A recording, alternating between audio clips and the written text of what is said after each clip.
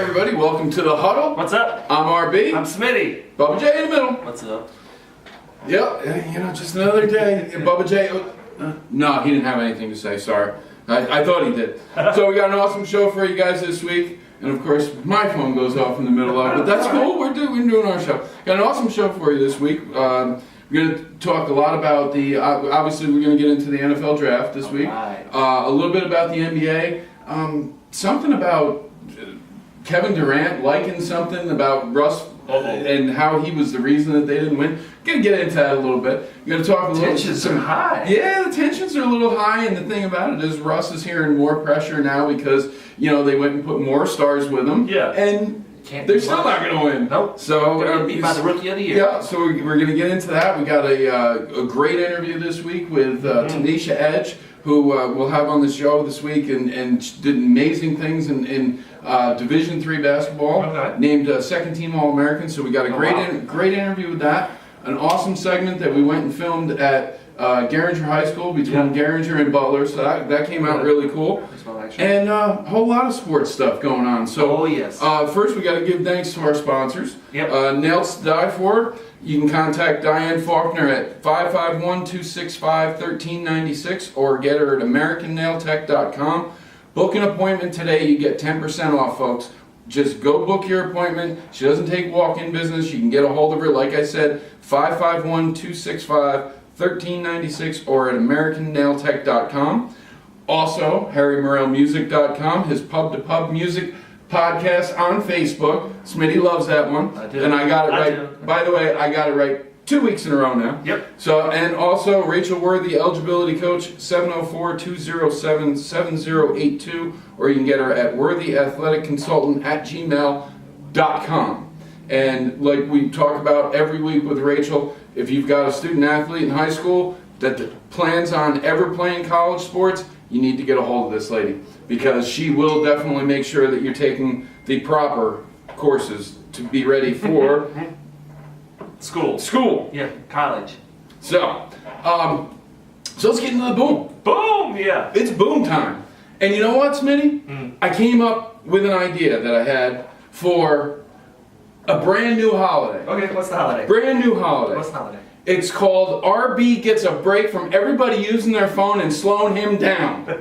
I like it. That's the holiday. All right. Because if you think about it, I mean, and everybody knows what I do. I talk about it all the time. Yes, I work for Postmates. Hopefully a future sponsor, by the way. But I work for Postmates. I'm out all the time, driving around, walking in and out of these places. Can one person, just one day, not slow me down by doing this as they're walking? Can you look up from your phone once? So I'm going to create a brand new holiday. We can't. I'm going to create a brand new holiday that you're such a jackwagon. I swear. I'm sorry. But seriously, every single place. I mean, everywhere. If you're not walking behind somebody with their face down on their phone, then they're walking into you because they've got their face down on their phone. Yep. If they're not driving on the phone, they're texting on the phone. Which is dangerous in itself. I mean, it's like, I want one day. Yeah. Just one day out of the year. That's asking. Nobody's way allowed, too much, if they see me coming, and it's just me. Yeah. It's my holiday. It's not your holiday. It's not anybody else's holiday. It's going to be my holiday. One day out of the year, I want nobody to get in my way because of their phone. You think it's going to happen, Justin? Smitty. What? Smitty. You think? Oh, no. No. There we go. I'm sorry. No, I'm sorry. You don't. I mean, dude, you don't even know. As one of our producers in the background right now, Krishna is hugging her phone. But you just, I mean, how do you feel about it? Do you get frustrated? I can't stand malls to begin with. But sometimes, and most of my places that I get sent to for deliveries, most of them are restaurants. So you don't have to deal with. But occasionally I do get sent to a mall. Okay. And that more than restaurants or just walking on the street. Walking in a mall has got to be the most frustrating activity in the entire world. Well, it reminds me of high school and how everyone just decided to walk on both sides of the hallway and you could not get through. How hard is it to everybody walk on the right side?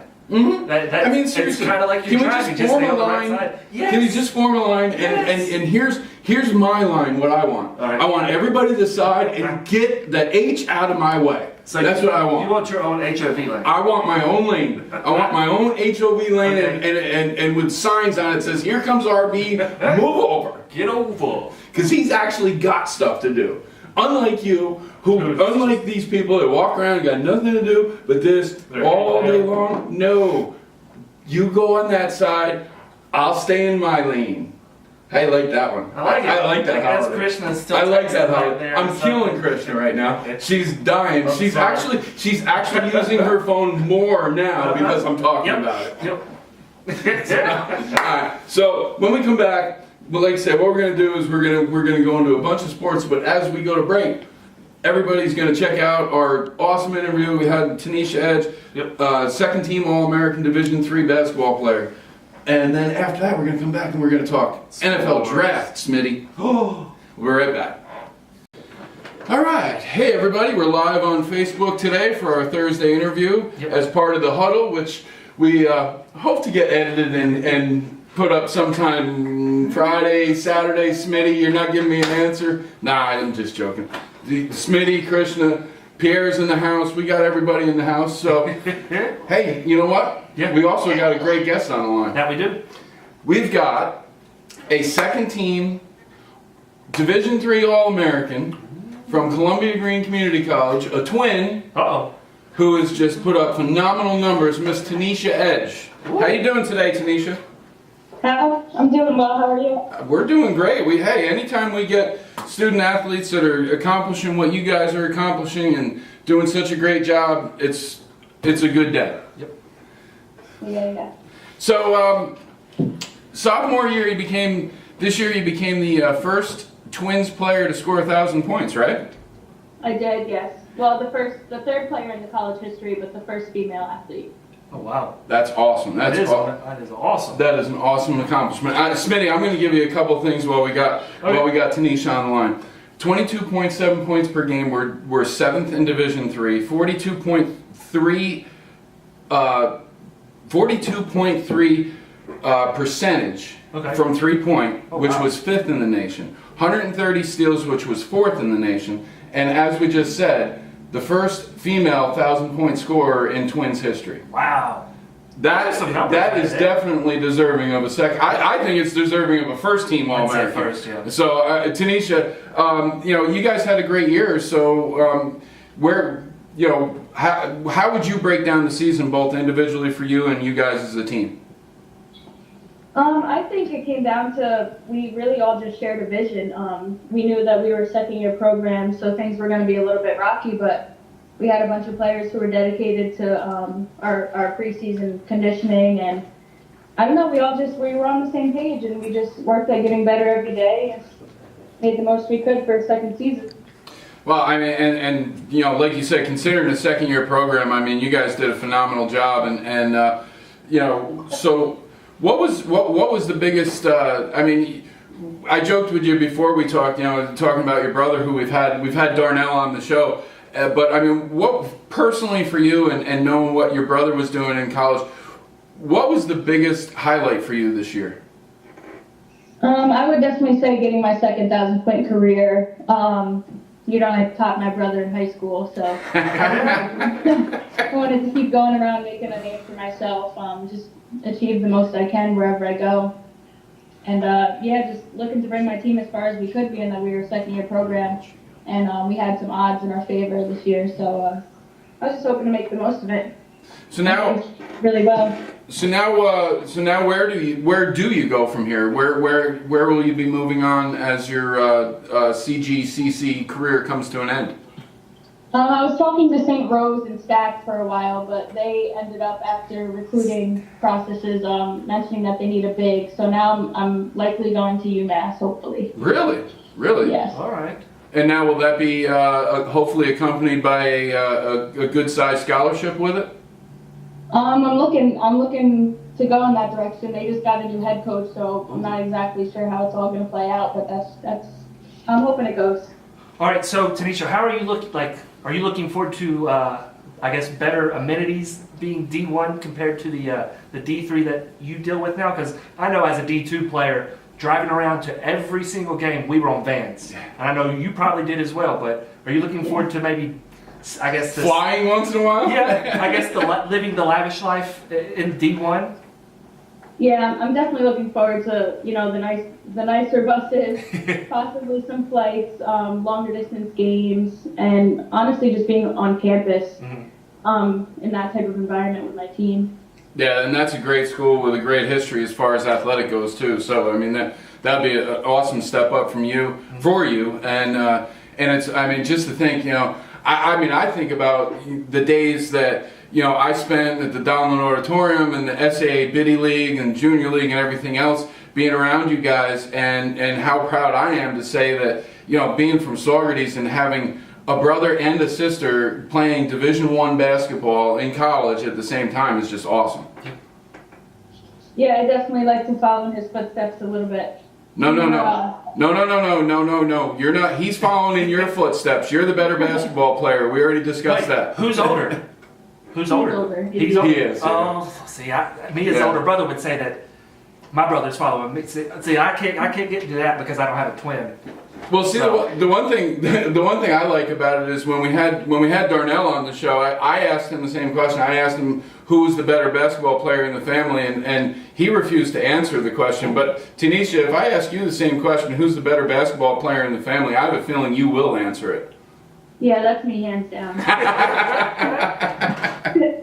Well, hey. I was in a close second, but. Well, I mean, we know Darnell can shoot threes, and we know he can shoot free throws. But you've definitely got an all-around game with the numbers that that you put up this year. It's been phenomenal.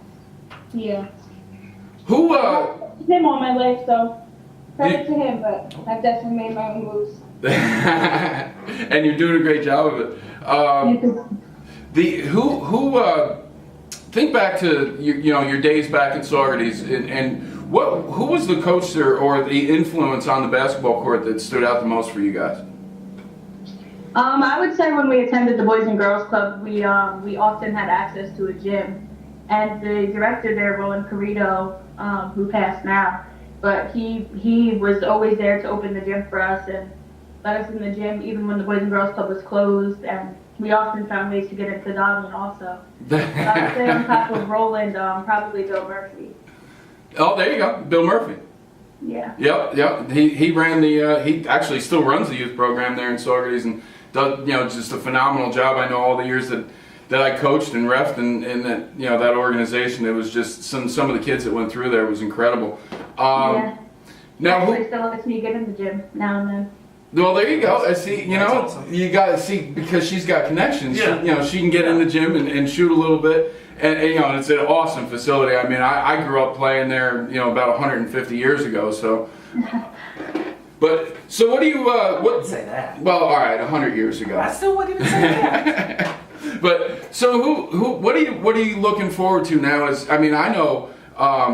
You're coming to the end of the school year, and Smitty, I'll tell you right now, she's obviously doing the job in school as well as the athletics, because getting a hold of her was tough because every time I tried, she was studying. Whoa. Yeah, I've been crammed these past couple weeks. I take 19 credits this semester, so I've been really in the books. Wow. And they probably tell you not to take more than, 12 or 13 as an athlete? That's the minimum, but you're typically supposed to take like 16 in case anything goes wrong. Okay. And you're doing 19 credits this semester, and basically your basketball season just ended, so you were cramming all that studying in while having to worry about playing as well. That's awesome. Yep. Busy. What's your field of study? I'm a psychology major. Oh, okay. So if by some chance the WNBA passes up on you, you definitely got a bright future ahead of you. Yeah, hopefully. I'm looking to get my doctor's. And she's probably analyzing us both right now while she's over the phone with us. Well, the thing about that took about 5 seconds to realize we're both crazy. So there's. Yeah, it's not that hard. It's really not, and you wouldn't be putting us down by saying it either. So. You guys seem alright so far. So what was the biggest transition that you had going from playing high school in Saugerties, being the star there, obviously, 1,000-point scorer in Saugerties, one of the very few females in that high school that did accomplish 1,000 points. Making that transition to college, how was that for you? It was pretty easy, being that I commuted and I was close to home, so I wasn't really making too many changes. But as far as the basketball aspect, I would say it was probably going from a team of girls who played a number of sports and basketball wasn't really their main focus, to going to a team with a group of girls who were really focused on basketball, and we all, shared the same goal. But it was also hard starting up a new program. So the first year was a little rocky. I had to adjust because I wasn't used to being on a team with so many bumps in the road so early on. But we managed to make it through pretty successfully for the first few years. And now, when you do step up to that D1 level, you'll have that experience already. Because let's face it, when you're going to play at D1, pretty much everybody that's on that team that you'll be on was a star in high school. Yeah. So that's kind of what I'm looking for. Yeah, there you go. And I think competition. I think she's looking forward to it. Oh, definitely the competition. And I think it makes that transition easier for a lot of kids that get to play junior college. Yeah. Well, that's awesome. I mean, me and Smitty here at the Huddle and everybody else. I mean, we love having you on. We look forward to having you on again, and nothing but success in the future. And we're definitely going to be tracking all your progress. Definitely. Yeah, I greatly appreciate that. I look forward to being back on with you guys as well. Absolutely, and we will definitely get the word out through our show that Tanisha Edge is the best player in the family. Thank you. All right, we appreciate having you. You have a great day, Tanisha. Thank you. Bye, Tanisha. All right, thanks.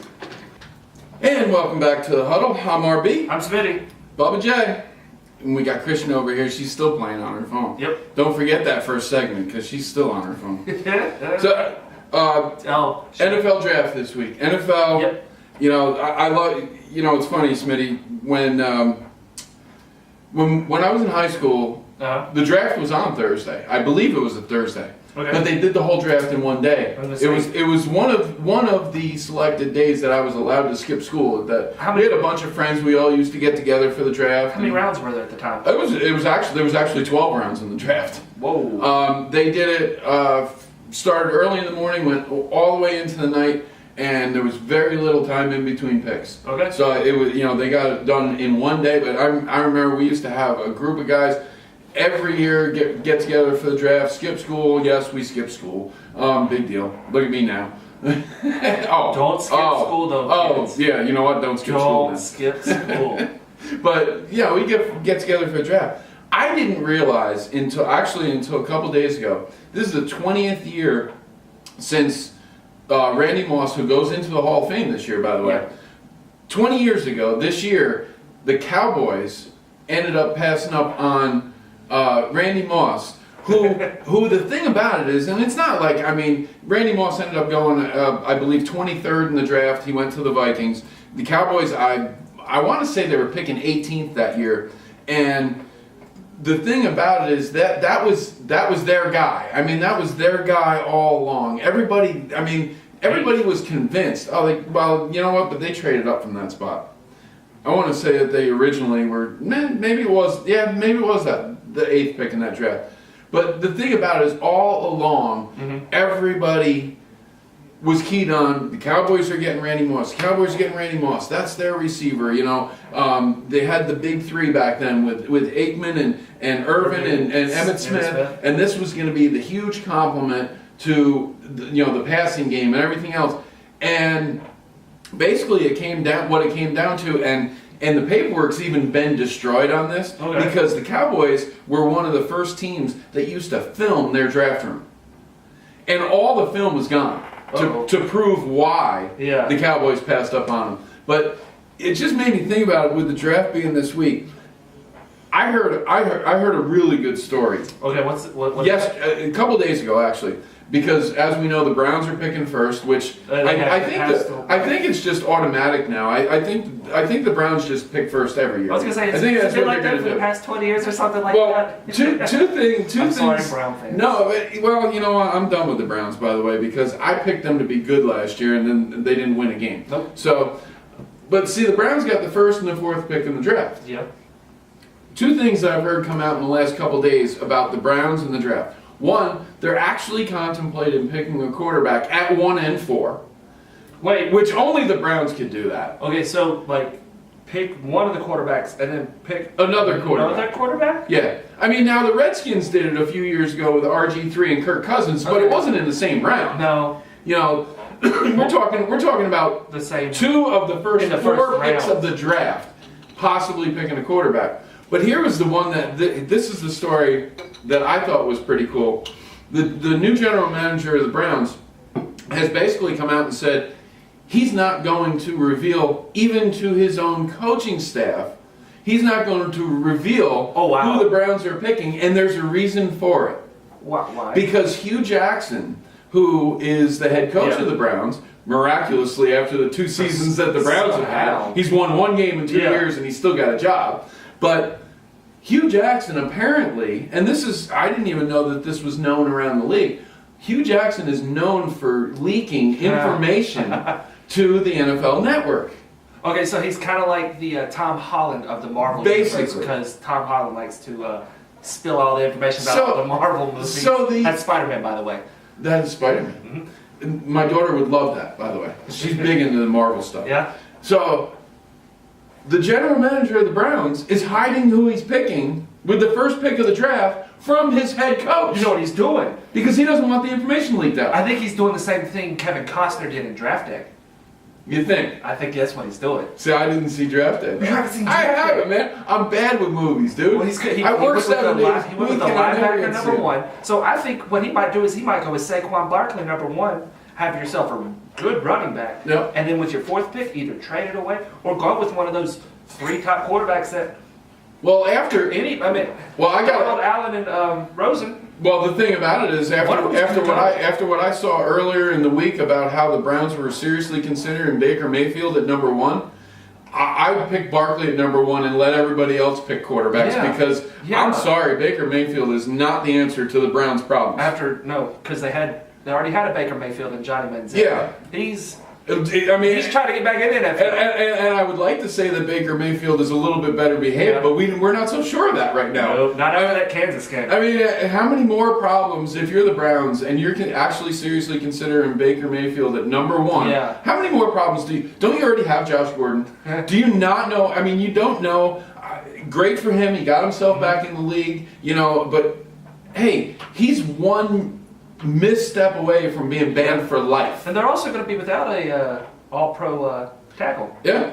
So do you really want to get Mr. Dorton gone? Yeah. He's gone. So, I mean, I just think, you think about some of the stories with the draft that come out, and it's kind of crazy. I mean, everybody says, well, look at Tom Brady. He went in the 6th round. So there's certain teams that didn't like him. Obviously, every team didn't like him. If you last 6 rounds, even the Patriots didn't like him for 5 rounds. I mean, look at you can go around the league and you can look at a lot of current players in the league, and there's surprises. I mean, when they've turned it. Look at Russell Wilson. Yeah. Russell Wilson was a 3rd round draft pick and ended up being a starter in his rookie season. After Sam Flynn was paid like what, 6 figures? Yeah, paid a lot of money. Paid a lot of, and then that was the thing with the Seahawks is that they were another team that went out and paid huge money to a backup quarterback because he had a couple good games, in a good system. Yeah. And then in the 3rd round they drafted a quarterback they never expected to even step on the field in his rookie season, and he not only played in his rookie, he was a star. Yeah. So I mean, you just don't.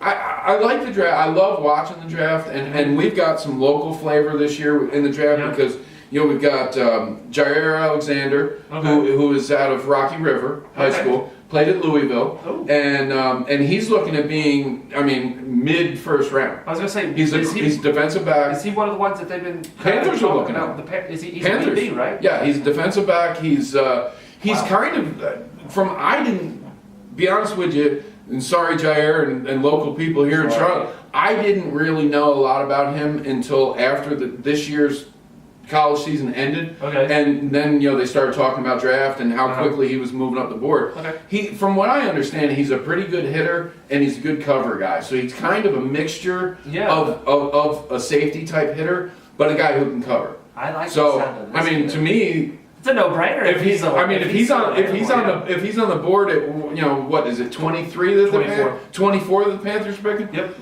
I mean, they've talked about Geis from LSU if they look at a running back. Or, I mean, I'm sorry, the Panthers defense needs some help in the secondary. So I mean, I think that's a good move. A couple other local kids are both Butler High School products. Yeah. You got Riley Ferguson. This one cracks me up too. I want to get you. Have you heard all the talk about Anthony Miller out of Memphis, the wide receiver, and how a lot of people love him? That's great that people people like him, and he's hovering somewhere late first round to early second round, and people said that he's actually passing some wide receivers. Where's the love for Riley Ferguson? Our Butler High School, Butler Bulldog, local Charlotte product. He's the guy that was throwing all those passes to Anthony Miller. Yeah. Anthony Miller had almost 200 catches in the last 2 years playing at Memphis, had almost 3,000 yards receiving. Well, Ferguson's the one who threw those balls to him. Ferguson passed for almost 8,000 yards in his 2 years at Memphis and 70 touchdown passes. Wow. And he's getting no love in the draft. I have looked. Everywhere?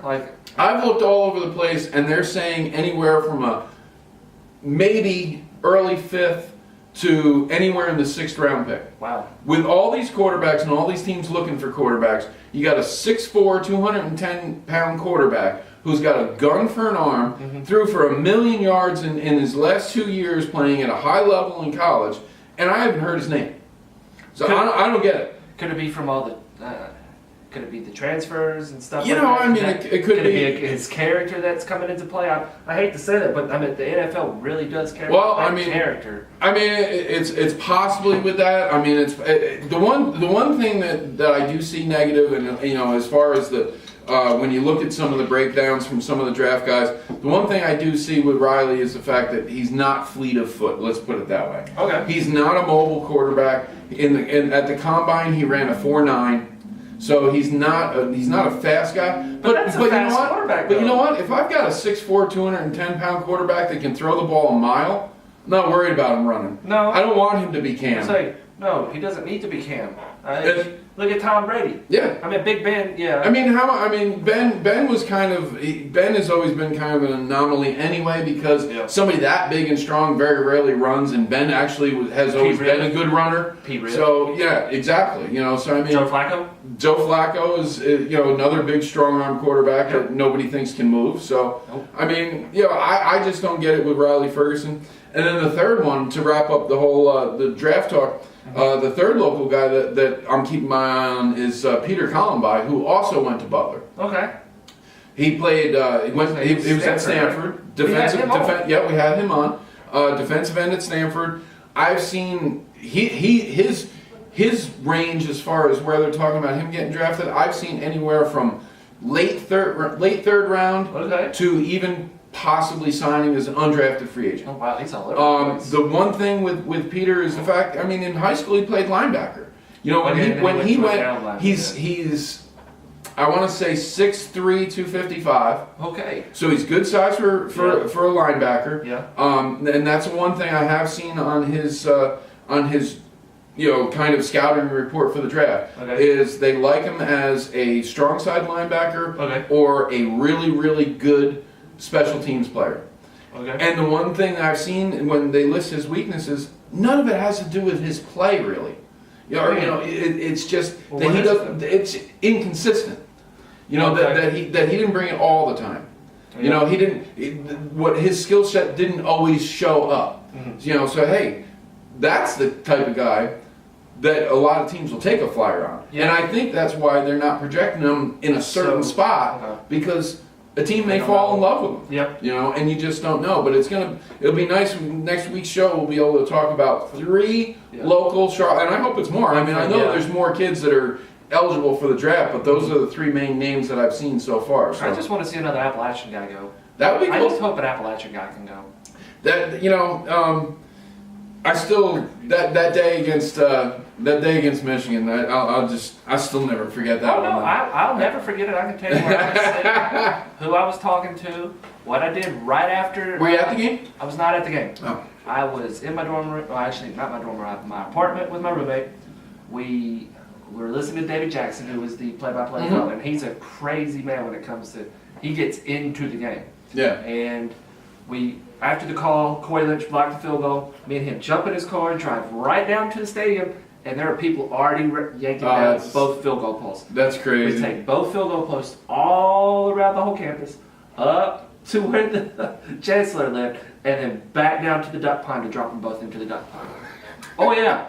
You crazy college kids. You know it. What's the matter with you? Football, we beat Appalachia beat Michigan. We beat App State? Appalachia. Yeah, you did not. Say that. You did not beat up. No. So, but like you said, it's going to be interesting. I'm sure we'll talk, the other side of the draft next week, I can't wait. and because there's going to be a surprise. Yep. There's going to be a guy Couple trades. Oh, I'm looking forward to the I think trades. there's going to be a lot of trades. I think there's going to be a lot of trades because I think a lot of teams are going to see value in extra picks. What, does Carolina move up? Do they move out? Because I don't know. For me, their needs don't fit the first round. Okay. I think if they can trade down and get a couple extra picks, Yep. I think that's most beneficial. I But can see that. hey, we'll see next week, and All right. obviously we'll talk a little bit more about that next week. So what we're going to do now is we're going to go to a commercial, give you guys a chance to see our sponsors. Yep. Check them out. We really appreciate all of our, what our sponsors do for us. When we come back, I'm going to ask you what you think about celebrations in sports. Okay. So we'll be right back on the Huddle.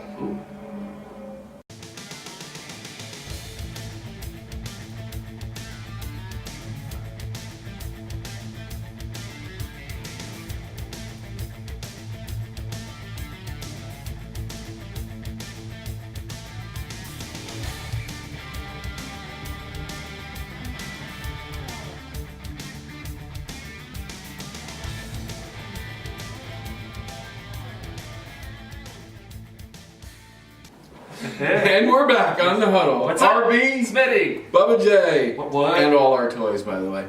We need more. We gotta mix in more toys. We gotta get some jerseys. We gotta get all kinds of stuff. You probably got all kinds of toys at home. I You're had a just bunch of holding out soccer on it. jerseys. Oh my god! I went through stuff this past weekend, and I found at least 12 soccer jerseys. I've got Real Madrid, Barcelona, AC Milan, Inter Milan, Juventus, Man United, Italy, Brazil, Spain. I got my club soccer from Appalachian when I played, and I've got my club soccer from when I played when I was in high school. Yeah, I found all these jerseys just sitting in the back You of know the how house. I feel about soccer, right? Yeah, it's all right. No, it's all good. Hey, I appreciate anybody. It's America's fastest growing sport. I appreciate anybody who plays, likes, or anything that has to do with soccer. It is not for me because It's difficult. I just never got into it. It's like I never played it. Never. The one thing And I never watch it. the one thing that gets the harsh criticism is the dives. I Yeah. understand. I mean, you have to Yeah, at least get honestly- a foul every once in a while. I understand it, but then also there's no goals. Yeah, but I mean the thing about it is I'm a That's what hockey, people- I'm a hockey fan. So you I'm a understand. hockey fan, so I can understand the not scoring. But what you hit on, and we're a little Sorry, off subject. we're No, off but it's good. subject. No, it's cool because it's off subject. But the thing about it is, what you hit on is exactly what turns me off the most about the sport of soccer. Okay. Is the dives. Yeah. I understand getting kicked in the shins or getting spiked, cleated or whatever in the calf, in the foot area, in the lower leg area. I know it hurts. God, yes. Every single time there's contact in that sport, you'd swear there's a sniper in the stands because these guys go from running 100 miles per hour to getting some contact. And you got to bring out a stretcher. Well, and a lot of times they're trying to make contact so that referee will make that decision. And sometimes it's, I've reffed before, and it's hard to make that decision because it's a bang, bang play. So, that's really the biggest thing. I understand. The lack of scoring, honestly, I learned a lot. You can apply a lot of the concepts of soccer into coaching and teaching other sports. And a lot of the defense that's played in soccer applies to basketball. Yeah. A lot of sliding. A lot of the sliding, especially when you're playing like a zone defense, and there's different things. So you can apply it to it, but it's not for me. So It's all right. So I'm not. That is It's the the world most sport, though. I'm going to tell you right now. on 4 different radio shows Uh-huh. in 8 years of being in Charlotte. Yep. That is the most I've ever talked about soccer, right there. So we'll have to talk more when the World Yep. Cup happens this summer. Yep, because With I'm USA big. not playing in it. I'm big into the World I'm Cup. pissed about the USA not I'm playing really in it. big into the World Cup, so we're going to talk a lot about that when that comes. Just talk to me. I'll talk All about over it, everybody. all over it, folks. Smitty, did you see Carlos Gomez the other night? I know. Before we started the show this week, I had you look at the. What do you think, man? I mean, for those of you who didn't see it, Carlos Gomez, and I believe it was against the Indians.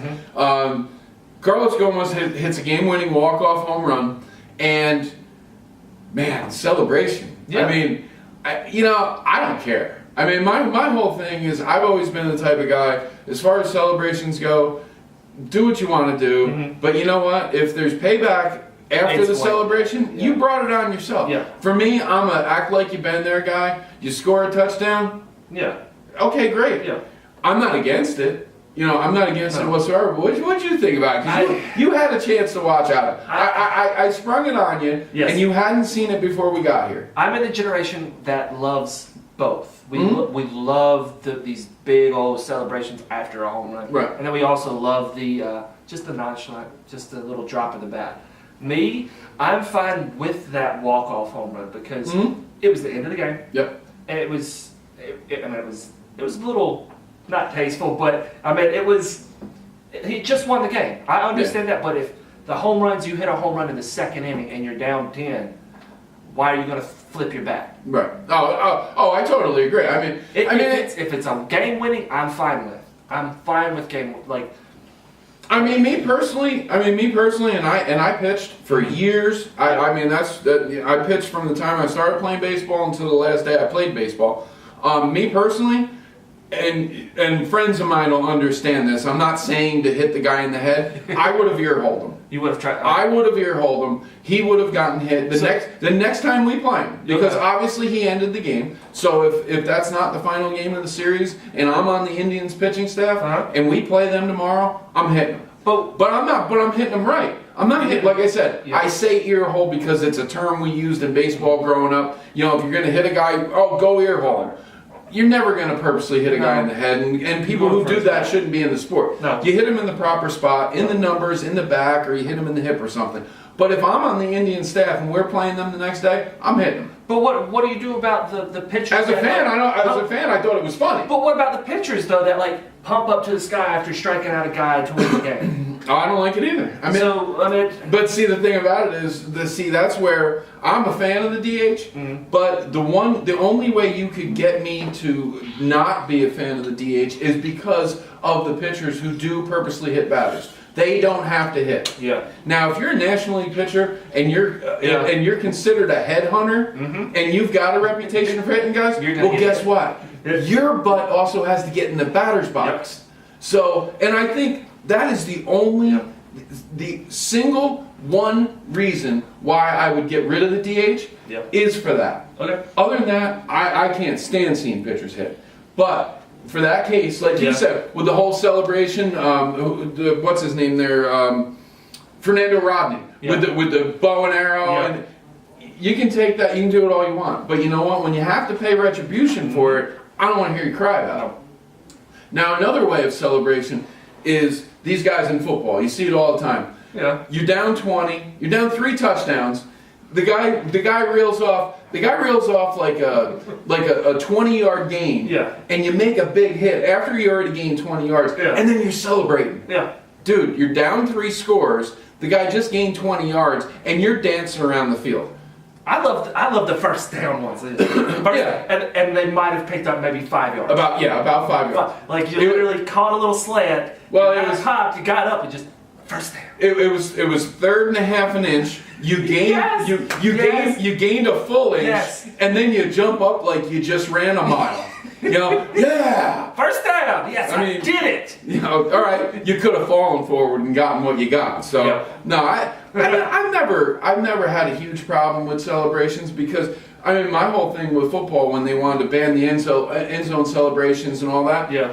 It's very easy. I've always said this in football. It's very easy to end those celebrations. Yeah. There's no flags needed, no nothing. when the touchdown is scored, the official takes the ball and he goes and puts it in play and starts the clock. Yeah. And when the players are still in the end zone celebrating, and you're getting delay game penalties because they're in the end zone celebrating, the coach is going to put the stop to the celebrating. Yep. You don't have to worry about the league putting a stop to it. When you're already kicking 33-yard field goals for extra points. Yeah. When you get a 5-yard penalty for a delay game because you had 10 guys in the end zone celebrating, Yeah. when you get that 5-yard penalty and now you're missing 38-yarders for extra points, Yep. I think the coach is going to stop those Stop it, yeah. celebrations. Yep. So I think it polices itself. In baseball, with the Gomez thing, I think it polices itself. By allowing them to get hit. Yeah. I understand that. I understand. Like, you need to show some type of at least a little bit of respect to those pitchers. What he did with his tongue sticking out, Yeah. a little much.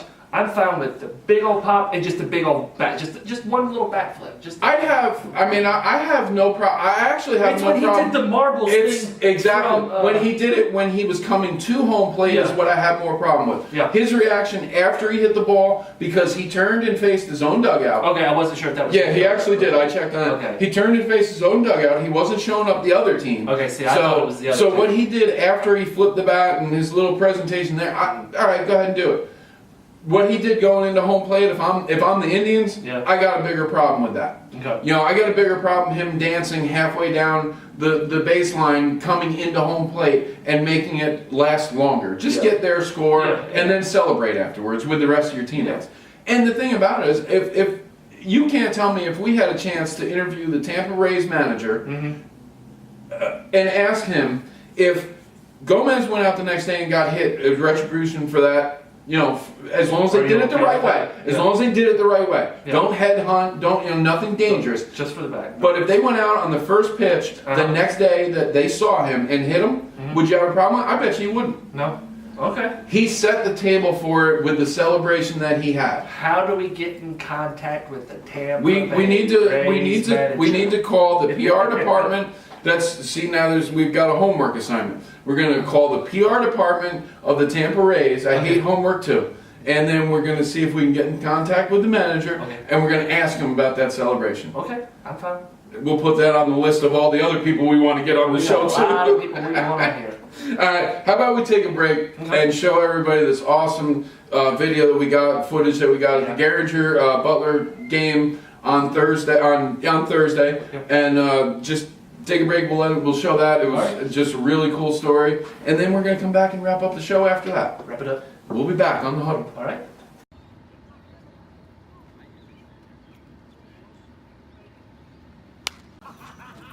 So we've got Gehringer assistant coach Brian Prince with us, and he's going to tell us a little bit about how this whole day came about, the concession stand helping out Butler High School with a meal on their way home. Yeah, we were at Porter Ridge the other day, and they were having their senior day, and they had a cookout, and a lady met us coming out of the dugout.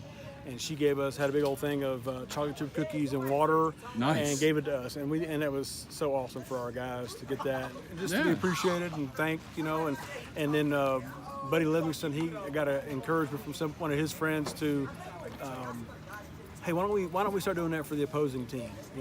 A lot of teams, when they come here, they have to go a long distance home. And what a great way to show grace to them and just give them a great trip and thank them for coming to play us and appreciate them and just show friendship to them. I think it teaches the kids a lot of, in a life lesson type of way, because on the field, your competitors, your so-called enemies, whatever, however you want to look at it. But after the game, there's nothing wrong with being able to sit down, talk with them, share some food with them.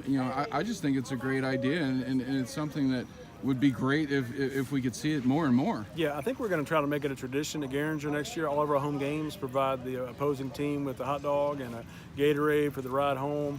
We want teams and fans to want to come to Gehringer and have a good experience and say, hey, I'd love to go back there. And we want somebody to, hey, thank you, Gehringer, for all you do for us. And absolutely.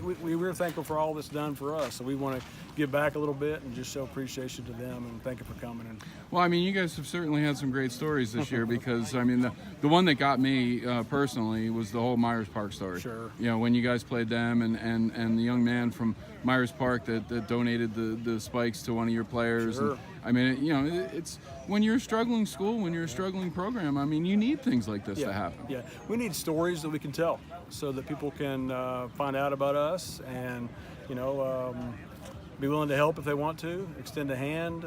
Well, We're willing, and you know, just bring back some hope and encouragement and let our guys know that, hey, we're not forgotten, that people care about us. 'Cause sometimes our guys think that nobody cares.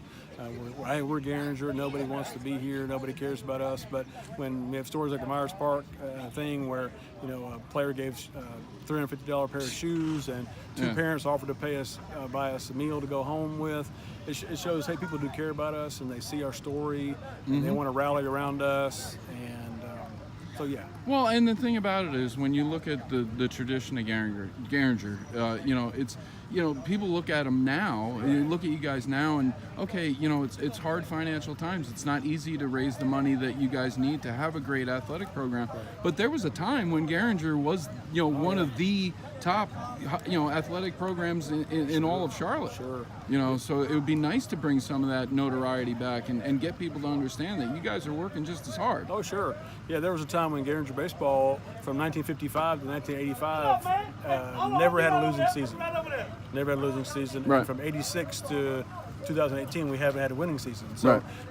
Yeah, this is definitely a challenge, but we're up for it. And what we're all about is providing the guys a great experience, family experience, so that they'll want to tell their friends, so that we'll have guys come out next year and Right. that we can build something special that the school they start to hear about. There's some great things going on with baseball, so we want to be a part of it and we want to come watch. Hey, Kevin Costner said it, if you build it, they will come, right? Yeah, yeah. I mean, that's what it's all about. I mean, when these kids start seeing some support from the school, from their fellow classmates, from other adults in the community, I mean, it's going to make them proud inside as well. And all of our guys, after the game, they get a drink and they get 2 free hot dogs to take home with them. One of the guys from our church, he provides them with a candy bar to take home. They can eat it themselves. Some of the guys take it home, give it to a little sister, a little brother. So, yeah, we're trying to provide a great experience, great environment for them, and so they'll come back. Well, when it comes down to it, Coach, it's more than just what happens out on the field. It really is. So- It really is. We celebrate all kinds of victories, and ours may not be on the scoreboard, but we celebrate, you know, foul ball, hit a foul ball, or catch a pop up, or make an out, or we got a pitcher who never pitched before, and Right. he's doing great now. So we celebrate little wins, and our guys, you know, they appreciate that, and they know what we're up against, but they're all in and they have a great time. Well, I really appreciate it, Coach. I mean, check out the Huddle. I mean, myself, RB, and Smitty, you know, we're behind you 100%. Thank you So for that. anything that we can do in the future, I mean, feel free to ask. If it's possible for us to do it, we'd be more than happy. Sure thing. Absolutely. I Thank appreciate you. your time. Thank you. And welcome back to the Huddle. I'm RB, I'm Smitty. and Bubba J is here in the middle, and we're merging. All you gotta do is hit merge. Merge. That's All all. I had a I friend don't named see it. Merg. That's close. Merg. Merg. It's close. All you gotta do is put the E on it. Merg. America. All right, let's wrap this puppy up for this week. Wrap it? One last subject to talk about. Have you seen all of Okay. the rhetoric that's going on about Russell Westbrook? No, I'm looking for it. I can't I- find anything. Well, I mean, basically what it comes down to is a couple things. Obviously, one, the Thunder are bowing out of the playoffs early again. You know, the Thunder went and realigned, you know, Russ with some stars because we knew in, you know, the phenomenal season that he had last year, He needed with some help. averaging the triple-double, he needed some help. Yep. So they get PG-13, Yep. and they go get Carmelo. Mellow. I mean, not the greatest matches in the world when you have 3 guys who want the ball all the time, but whatever. I mean, so that's what the Thunder went out and did. Yep. And now, of course, everybody's bashing Russ again. Oh, well, nobody can win with him, blah, blah, blah. Even had stuff on social media recently about the reason that when Durant was with the Thunder, that they couldn't win was because of Russ. Uh-oh. Well, guess what OKD did? What did KD do? KD went and liked the comment that said that. That's not smart on his part. But of course, in typical athlete, celebrity, social media fashion, Yeah. he backtracks. Oh, well, I didn't mean to hit like on that. Yeah, no, that's a No, lot. He meant to do no. I'm not going to put like a strong accusation out there, but I'm going to guess that you meant to. I'm going to guess that when you saw that little spot that says like and you put your finger on it, you meant to put your finger on it. And it was bashing Russell Westbrook. Yeah, because let's face facts. That's how KD felt the whole time anyway. And why do you think he's playing with Golden State right now? Because if KD didn't feel that way, Yeah, he would have stayed. he wouldn't have had to hit like because he'd still be in OKC. Yep. So I'm giving this crowd that, and the thing that cracks me up with Russ Westbrook, I don't know if I'd necessarily want a guy who, he's constantly bitching and complaining to the refs, and from what we've seen, apparently he may have problems getting along with other teammates. I don't know if I'd want all of that baggage. Yeah. But I'll tell you right now, if I'm forming a team in any sport, Russell, is he on it? Russ Westbrook is on my team as the first pick every single time. Okay. This guy's motor never stops. No. Never stops. If there's anything you cannot accuse Russ Westbrook of, is dogging a play. Yeah, no, he gives it 110 all the time. I mean, he's crazy. Everything is full steam ahead with him. Like I said, I'm not saying that he handles every situation, but I'm telling you right now, if I'm building a team, I want a guy like that, and I want a whole team of guys like that, because I watch too many college and professional sports where I hear guys say, "Oh, well, I take a playoff here and there."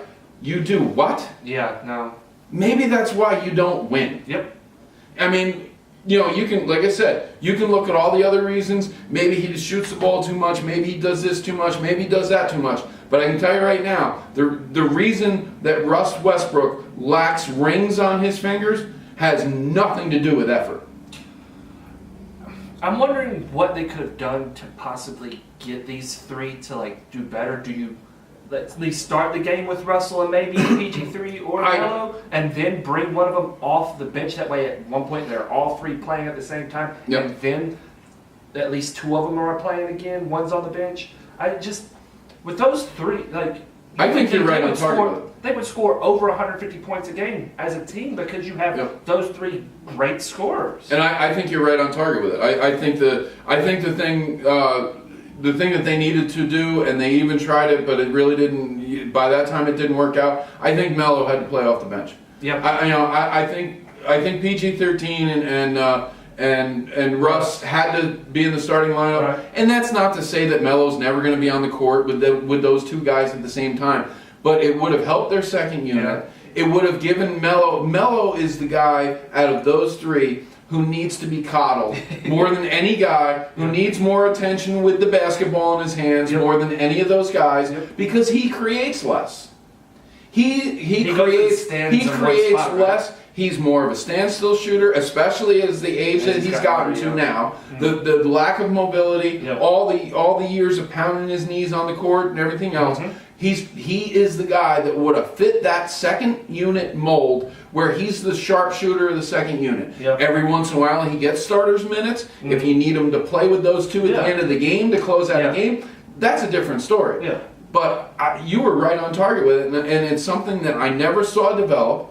I really thought it would in the beginning of the season with how much OKC struggled. Yeah. And for a while, like I said, they did go to it a little bit, but they shied right away from it, and now it's showing in the playoffs. I guess it was because Melo, he still sees himself as a starter, not coming off the bench. He still sees himself as a star. Yeah. Not even just a starter. What's wrong he still sees himself as a star. But what's wrong with seeing yourself as sixth man of the year? I mean, I'll tell you right now, you look at guys like Jamal Crawford, Lou Williams, and Del Curry? Del Curry. Excuse me. What did we say a couple weeks ago? Out of all the games that Del Curry ever played for the Hornets and in the NBA, he only started 70 games all throughout his career and scored over 9,000 points. I mean, hey, I understand when Melo was, 19, 20, all the way through his 20s, he was a star. Yeah. He was the leader of his team, whatever team he was on at that point. Yep. Melo, you're in your mid-30s, dude. Be happy you're in the league. Look at look at what's happening to guys that are in their mid-30s in Major League Baseball. Yeah. They're being forced out because it's getting to be a younger league. How much younger can the NBA become? I mean, you've got kids, Malik Monk, I mean, you got all these kids that are 18, 19, 20 years old playing in the league. You're a ghost at 34. Yeah. So you should be happy that you're getting to play with stars like George and Russ Westbrook. And if you got to take a back seat to them, Dwayne Wade had no problem doing it. No. Dwayne Wade had no problem doing it. And he's only a couple years older than Mel. So, I mean, you know, to me, like I said, to sum it up, I think it's ridiculous these people that bash Russ. Somebody's got to hate. He is what he is. Somebody's got to hate. Somebody's got to hate every single day. Got to be a hater. Yeah. Well, that's another awesome show. Yeah. We'll be back next week. I know, like you said, we're definitely going to get into who made the right and wrong moves in the draft. Yep. We got some other great stories, a couple more good interviews that we're going to talk next week. We got some good, great. I don't want to divulge too much with you, but we got a couple, you know, possibly a former Major League Baseball player coming on. We're working some angles, and you know, and we're going to be doing some great stuff with Gehringer as well. We got a couple other new projects coming up with them, and and also we'll have more footage from our Piper Glen. The rebuilding of Piper Glen. We're going to be covering that from the start to the finish of the project. They got a little derailed with our lovely weather in this week in Charlotte. So did not help out at all. But we're going to close up, and we give, as always, we give thanks to our sponsors every week. Yep. Nails to Die For. You can contact Diane Faulkner at 551-265-1396 or get her at AmericanNailTech.com. Take advantage of your 10% off discount for both new and existing clients. HarryMorelMusic.com. Check out Harry's. I had to mess it up. Check out Harry's podcast on Facebook, Pub to Pub Music. There's no way after that I was getting it right. And That's all right. Rachel Worthy, eligibility coach, 704-207-7082, or you can get her at worthyathleticconsultant@gmail.com. Smitty, good show, dude. Great show. Man, Bubba J, good job. All right, that's it. We out of here. Peace. Later.